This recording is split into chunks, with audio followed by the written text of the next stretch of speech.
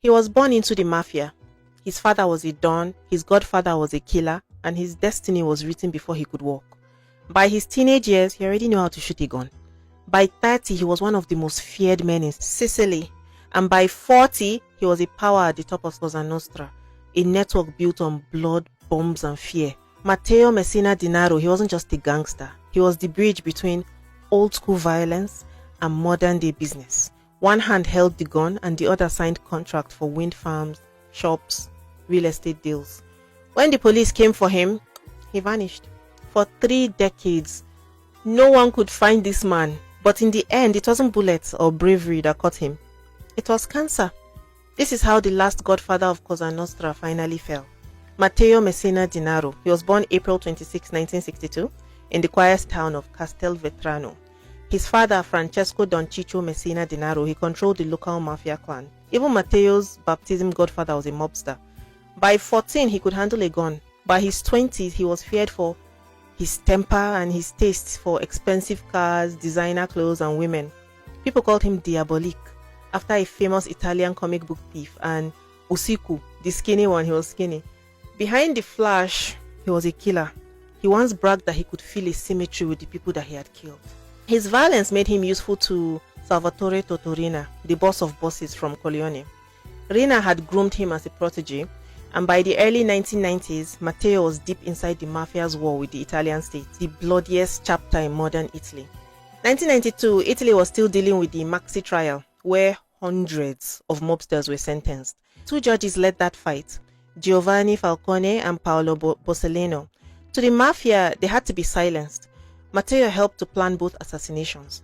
The courts later convicted him for involvement in both.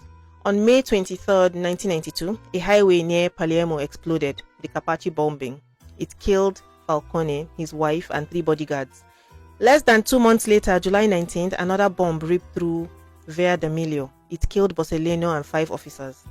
Italy was in shock. The government declared war on the mafia. Reina answered with more terror, and Matteo Messina Denaro, he was one of the masterminds. In 1993, Cosa Nostra, they bombed Florence, Milan, and Rome. The bombs hit ordinary people and cultural sites. 5 died in Florence, 5 in Milan, and churches in Rome were torn apart. He was later convicted in absentia for directing those mainland attacks. The most horrifying act, I think it came that same period. A 12-year-old boy, Giuseppe Di Matteo, he was kidnapped because his father had cooperated with police. For 779 days, the child was moved from house to house, chained, terrified. When the mafia got tired of waiting, they strangled him and dissolved his body in acid.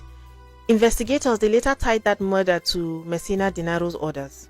By 1994, he was one of the most wanted men in Italy, and then he disappeared.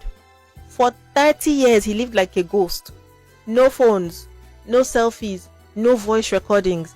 He communicated through pizzini, tiny folded notes that are passed by hand, using codename Alessio. Rumors said he had fled to Brazil or that he had changed his face with surgery, but the truth is that he never left Sicily. He hid among his own people, protected by silence. While on the run, he built a quiet empire. He poured dirty money into wind farms, supermarkets, construction, real estate. Prosecutors called it a middle-class mafia. Doctors, lawyers, and businessmen, they were moving money for the boss. Police raided hundreds of homes, arrested cousins, friends, girlfriends, seized huge assets, but they still couldn't find him. And yet, the man supposedly hiding in caves was living comfortably.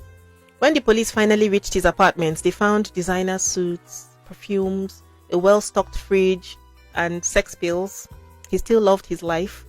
He still lived like a boss. In the end, what betrayed him wasn't greed, it was illness. In 2022, investigators intercepted chatter about a relative receiving chemotherapy. They started checking medical databases for men his age being treated in Sicily. One name kept popping up, Andrea Bonafede. The identity, it didn't add up. So on January 16, 2023, that patient arrived at the private La Maddalena clinic in Palermo for a routine chemo session. He wore a white cap, Ray-Bans, a shearling coat, high-end watch, and he waited for a COVID test. Undercover police, they quietly filled the building. When he stepped outside towards a waiting car, an officer asked him, "Are you Matteo Messina Denaro?" He replied, "You know who I am." No shootout, no chase. After 30 years on the run, Italy's most wanted man was arrested in silence. Patients and doctors, they clapped as he was led away. He was flown by military helicopter to prison and he was placed under total lockdown. No contact with the outside world. His Campobello di Mazzara hideout, a short drive from his hometown, it was found. It was stocked with luxury goods, false IDs. The real Andrea Bonafede and even a doctor who treated him, they were arrested for helping.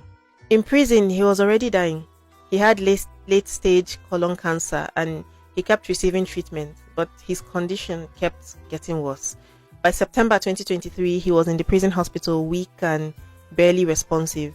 He told the guards that illness and not the police are what finally stopped him. On September 25th, 2023, he died, aged 61. Before his death, his daughter Lorenza, born during his years in hiding, she visited him and she legally took his name. He was buried quietly in Castelvetrano beside his father. No funeral mass. The church forbids mafia funerals. Italy called it the end of an era.